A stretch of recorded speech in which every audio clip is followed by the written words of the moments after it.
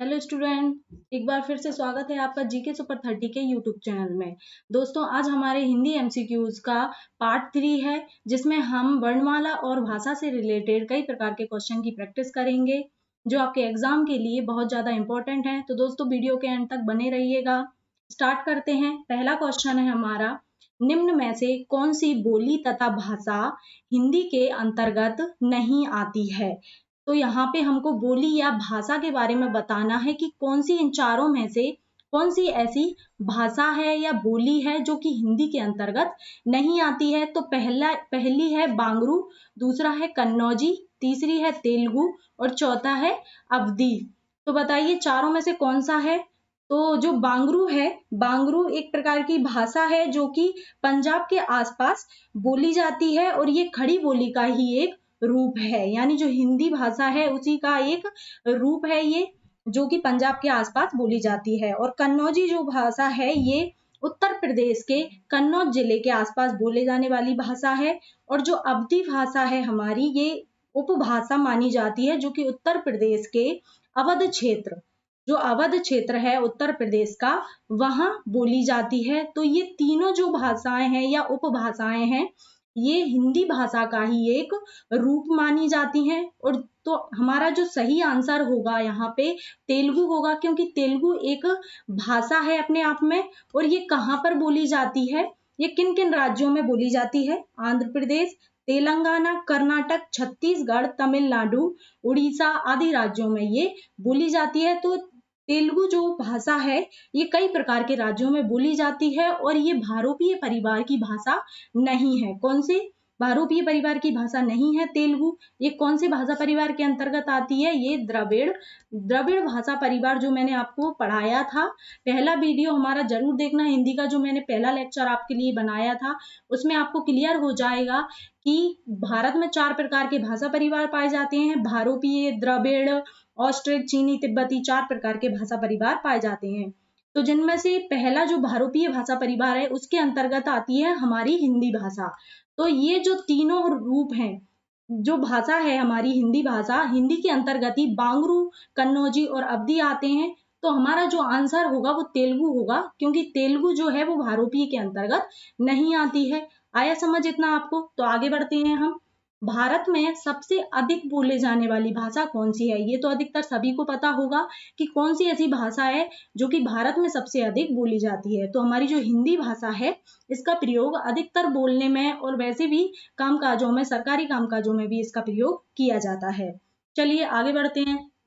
निम्न में से कौन सी भाषा देवनागरी लिपि में लिखी जाती है? तो कौन सी भाषा है जो कि देवनागरी लिपि में लिखी जाती है? और लिपि मैंने आपको समझाया था, जैसे कि इंग्लिश में स्क्रिप्ट कहते हैं।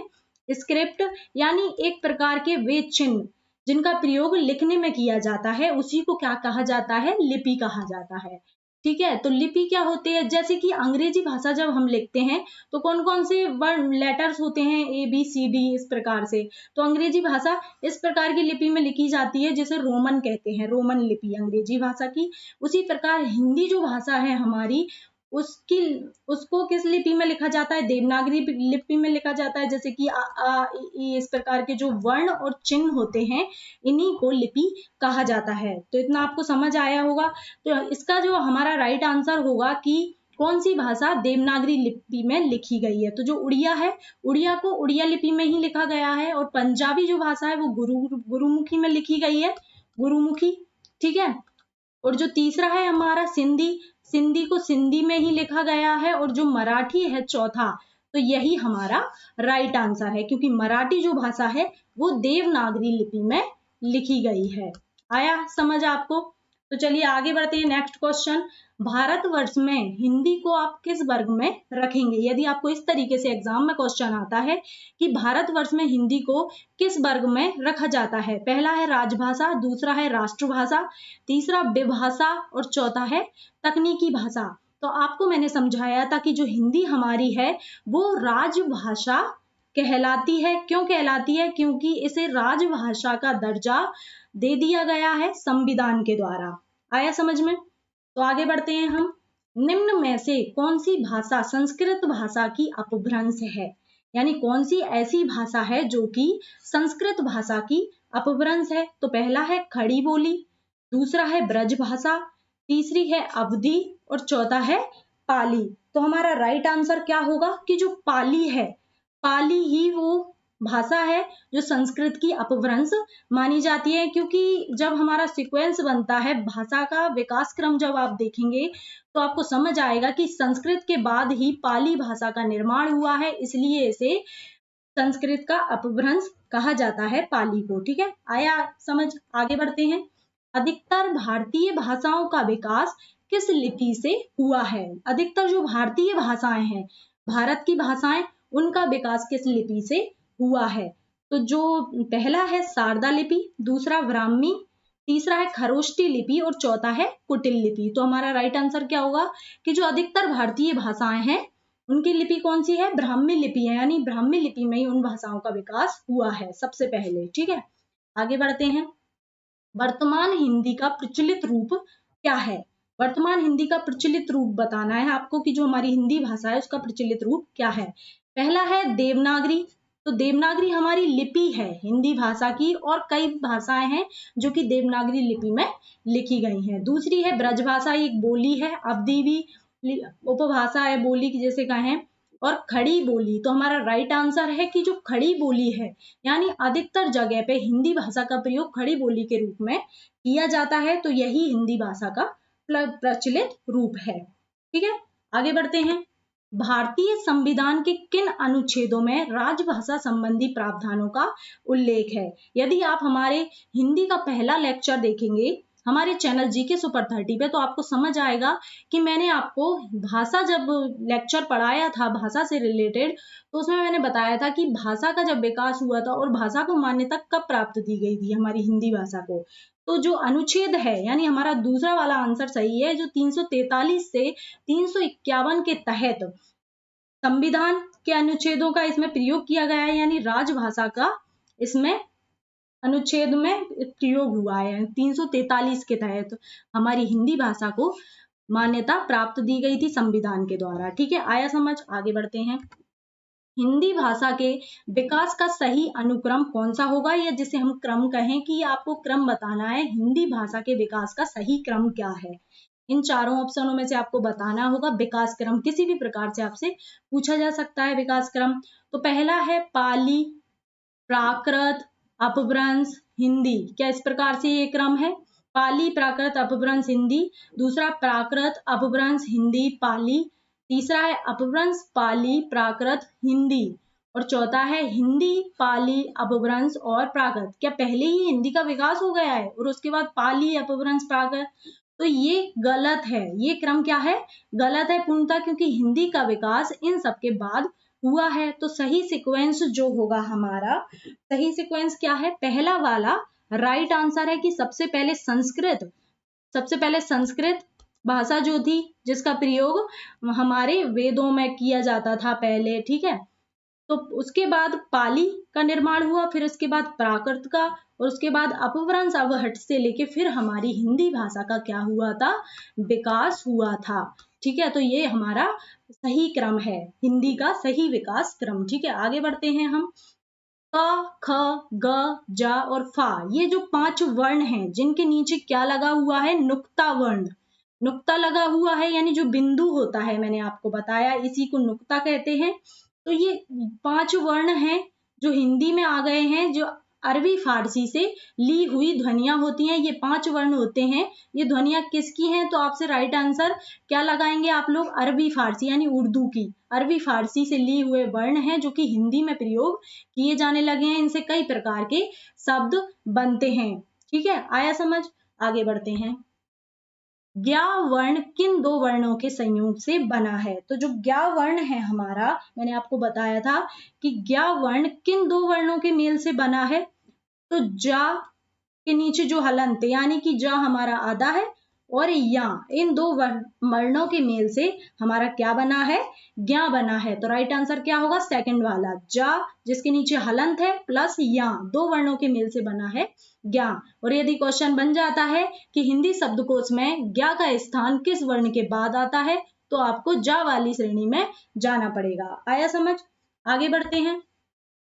अघोष वर्ण कौन सा होता है? अघोष वर्ण कौन सा होता है? हर वर्ग का पहला दूसरा बताया था मैंने, हर वर्ग का यानी जो हमारे पांचों वर्ग होते हैं उस वर्ग में पहला दूसरा जो वर्ण होता है हर वर्ग का वो अघोष वर्ण होता है।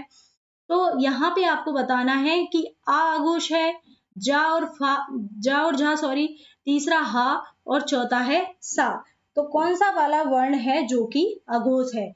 तो यहाँ पे तो वर्ग वाले हमसे पूछे ही नहीं है क्योंकि जा और झा है नहीं अघोष वर्ण, ठीक है, हा है नहीं, आ नहीं है अघोष वर्ण।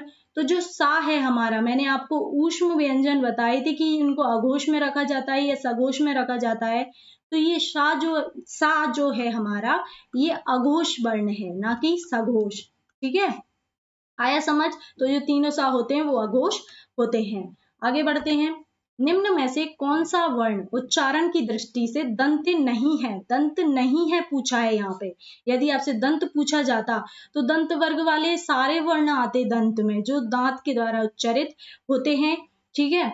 तो अब यहाँ पे जो ता है, ता हमारा दंते वर्ग में आता है, यानी जब हम ता का उच्चारण करते हैं तो जो जिह्वा है वो दांत को टच करती है, ना बोलेंगे तो ये भी दंते वर्ग का है और दा भी हमारा दंते वर्ग का है। तो जो चौथा ऑप्शन है हमारा टा क्या है? एक मूर्धन्य व्यंजन वर्ण है, मूर्धन्य व्यंजन वर्ण है, इसलिए जो टा है ये दंत वर्ग में नहीं आता और यही क्वेश्चन था हमारा कि दंत कौन सा वर्ण दंत नहीं है, ठीक है। आगे बढ़ते हैं। जिन शब्दों के अंत में आ आता है, छोटा आ आता है, उन्हें क्या कहते हैं? तो बताइए, अकारांत, अनुस्वार, अंतस्थ और अयोगवा। तो अनुस्वार तो क्या होता है? बिंदु, ठीक है, जो किसी भी वर्ण के ऊपर आती है यानी व्यंजन के साथ लगती है। और अंतस्थ क्या होते हैं? अंतस्थ मैंने आपको बताए थे, ठीक है, य, र, ल और व, ठीक है, य, र, ल, व। और अयोगवा क्या होते हैं? दो, अंग और आहा। तो हमारा जो राइट आंसर है वो होगा अकारांत। ऐसे शब्द जिनके अंत में आ आता है वे कैसे शब्द होते हैं? अकारांत। जैसे कि मैंने लिखा राम, तो राम का अंतिम वर्ण यानी पीछे वाला जो वर्ण है उसको देखना है आपको। यदि हम माँ को तोड़ेंगे तो इस प्रकार से तोड़ेंगे, माँ के क्या स्वर अलग होगा? छोटा आ। तो यानी जो अंतिम वर्ण में जो जिस स्वर का प्रयोग किया जाता है यानी छोटा आ है या बड़ा आ है, तो यहाँ पर भी छोटा आ अलग होता है, छोटा आ जो स्वर है वो अलग होगा, तो वही शब्द क्या होंगे? अकारांत शब्द कहलाते हैं। आया समझ? आगे बढ़ते हैं। निम्न में से कौन सा स्वर नहीं है? इन चारों में से बताना है कि कौन सा स्वर नहीं है। तो आपको बताना है कि 11 स्वरों में से कौन सा स्वर नहीं है। ये छोटा स्वर है, छोटा ऊ स्वर है, ए स्वर है, तो कौन सा नहीं है? या क्यों नहीं है? क्योंकि ये हर वर्ग का पंचमा अक्षर है, यानी ये स्पर्श व्यंजन वाला वर्ण है। आया समझ में? पंचमा अक्षर यानी नासिक के व्यंजन, ठीक है। आगे बढ़ते हैं। नेक्स्ट क्वेश्चन, निम्नलिखित में से कौन अयोगवा है? तो अयोगवा यदि आपसे वर्णों में पूछा जाता है अयोगवा, तो आप अब सिंपल सा बता देंगे कि अंग और आहा यदि कोई वर्ण दिख रहा है तो वो अयोगवा होते हैं। यदि आपको वर्ण पूछे ही ना जाए और इस प्रकार से पूछा जाए कि निम्नलिखित में से कौन अयोगवा है, पहला ऑप्शन है विसर्ग, दूसरा है महाप्राण, तीसरा संयुक्त व्यंजन और चौथा है अल्प प्राण। यदि इस प्रकार से पूछा गया तो जो विसर्ग है, विसर्ग कौन सा होता है? जो कि आहा के बाद लगाया जाता है, तो यही क्या होगा? हमारा राइट आंसर जो विसर्ग है वही अयोगवा होता है, ठीक है। आगे बढ़ते हैं। निम्न में से कौन एक संयुक्त व्यंजन नहीं है? तो बताइए चारों में से कौन सा नहीं है? यहाँ पे ये नहीं पूछा कि कौन सा संयुक्त व्यंजन वर्ण है, नहीं है पूछा है। क्वेश्चन ध्यान से पढ़ना है। तो पहला है छा, क्षत्रिय, शा, त्रा और स्रा। तो इन चारों में से कौन सा नहीं है संयुक्त व्यंजन वर्ण? तो ये जो सा है हमारा, ये संयुक्त व्यंजन वर्ण नहीं है क्योंकि ये ऊष्म व्यंजन वर्ण है, ठीक है। आया समझ? आगे बढ़ते हैं। भाषा निर्माण की इकाइयों का सही अनुक्रम क्या है? भाषा के निर्माण की इकाइयां यानी सबसे पहले जब भाषा लिखी जाती है तो किस रूप में आती है? तो पहले शब्द बनता है क्या, फिर वाक्य, ध्वनि, पद, दूसरा है शब्द, ध्वनि, उसके बाद वाक्य बनता है या पद, फिर तीसरा है पद, वाक्य, ध्वनि, शब्द, चौथा है ध्वनि, शब्द, पद और वाक्य। तो मैंने स्टार्टिंग में ही आपको पढ़ाया था कि भाषा का किस प्रकार से निर्माण होता है। तो सबसे पहले मुख से जो ध्वनि निकलती है, ध्वनि यानी सबसे पहले इसका निर्माण होता है बोलने में, ध्वनि। तो जो मौखिक इकाई है वो ध्वनि है। ध्वनि के बाद यानी जो लिखित रूप होता है वो क्या होते हैं, वर्ण होते हैं। और वर्णों से ही मिलके क्या बना होता है, शब्द बनता है। और शब्द से फिर पद, और पद से शब्दों से मिलकर बन जाते हैं वाक्य। तो जो राइट आंसर है वो चौथा वाला है कि ध्वनि, फिर उसके बाद शब्द, पद और फिर वाक्य का निर्माण होता है। आया समझ आपको? आगे बढ़ते हैं। हिंदी दिवस किस दिन मनाया जाता है? तो 4 ऑप्शन दिए हैं आपको, 11 जून को, 14 सितंबर को, 28 अगस्त को या 10 सितंबर को। तो क्या है सही आंसर हमारा, जो हिंदी दिवस कब मनाया जाता है? तो वो है 14 सितंबर को। ये क्वेश्चन बहुत मिलता है देखने को एग्जाम में कि हिंदी दिवस कब मनाया जाता है, तो आपको डेट याद रखनी है, 14 सितंबर को मनाया जाता है। ठीक है, आगे बढ़ते हैं। ये हमारा लास्ट क्वेश्चन है। दक्षिणी भारत हिंदी प्रचार सभा का मुख्यालय कहाँ पर स्थित है? यानी दक्षिण भारत की हिंदी प्रचार सभा का मुख्यालय कहाँ पर है? तो पहला है मैसूर, दूसरा हैदराबाद, चेन्नई और बेंगलोर। ठीक है, तो हमारा राइट आंसर क्या होगा कि दक्षिण भारत। दक्षिण भारत कौन सा? जैसे कि ये है हमारा उत्तर, ये है दक्षिण, ये है पूर्व और ये है पश्चिम। तो दक्षिण भारत का बताना है आपको, हिंदी प्रचार सभा का मुख्यालय कहाँ पर है? तो दक्षिण की तरफ क्या है, चेन्नई। तो राइट आंसर क्या होगा हमारा, चेन्नई होगा। ठीक है, तो दोस्तों आपको इतना समझ आया होगा और आई होप आपको हमारे वीडियोस अच्छे लग रहे हो, आपके अच्छे से प्रैक्टिस हो रही हो एमसीक्यूज की। क्योंकि जब वर्णमाला और भाषा के जो मैंने आपको एमसीक्यूज करा रही हूँ, उनसे एग्जाम में इतने प्रकार के आपको क्वेश्चन सॉल्व हो सकते हैं, इनसे बाहर आपका बिल्कुल भी नहीं आएगा जो मैं आपको करवा रही हूँ। तो दोस्तों हमारी वीडियोस को ज़्यादा से ज़्यादा शेयर कीजिएगा और लाइक भी कीजिएगा और हमारे चैनल को सब्सक्राइब कीजिएगा। ठीक है, मिलते हैं अगले वीडियो में, तब तक के लिए धन्यवाद।